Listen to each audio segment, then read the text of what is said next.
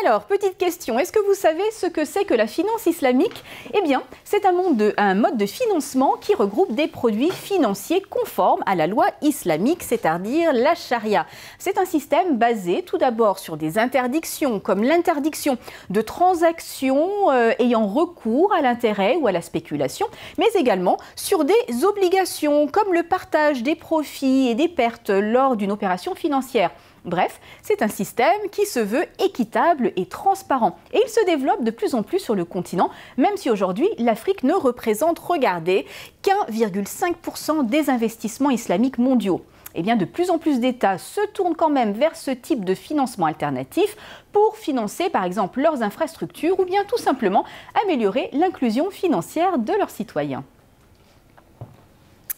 El Hadji Bara Diéné dirige la compagnie indépendante de la finance islamique au Sénégal et nous rejoint depuis Dakar. El Hadji, soyez le bienvenu.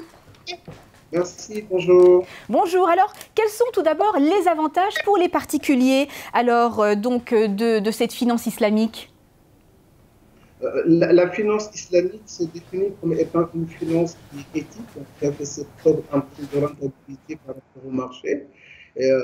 Pour les particuliers, c'est dans un premier temps avoir une finance qui est conforme au droit et à la loi islamique et qui aujourd'hui a fait ses preuves en termes de rentabilité et vraiment qui répond aux exigences du marché.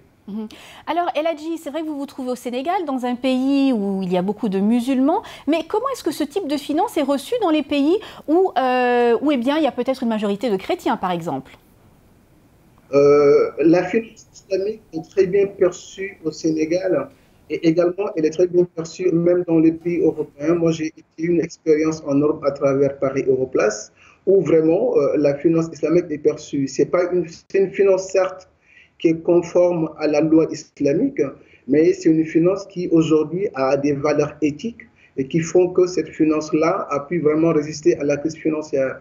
Donc, qu'on soit musulman ou non musulman, la finance islamique, elle est ouverte à tous. Et comment elle se développe au Sénégal en particulier?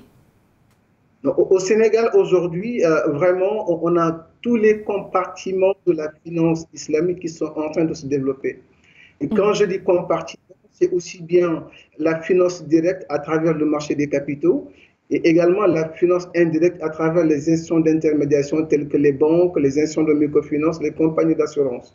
Aujourd'hui, la chance que nous avons, c'est qu'au niveau supranational, au niveau de l'UMOA, il y a des normes, il y a des instructions qui ont été sorties qui favorisent aujourd'hui vraiment la finance islamique au niveau bancaire et au niveau des institutions de microfinance. Et également, nous avons la CIMA qui réglemente tout ce qui est assurance, vient de sortir un livre neuf permettant aujourd'hui les compagnies d'assurance de pouvoir faire la finance islamique au Merci. Sénégal.